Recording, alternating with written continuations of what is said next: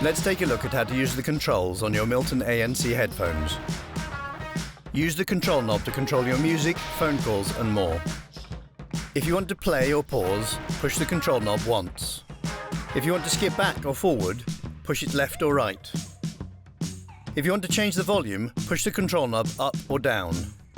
To receive or end a call, push it once. To reject a call, push it twice.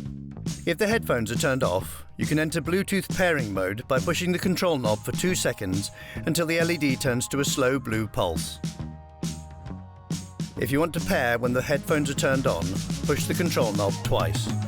Double press the M button to get the music started with Spotify Tap. A short press toggles between noise cancelling and transparency.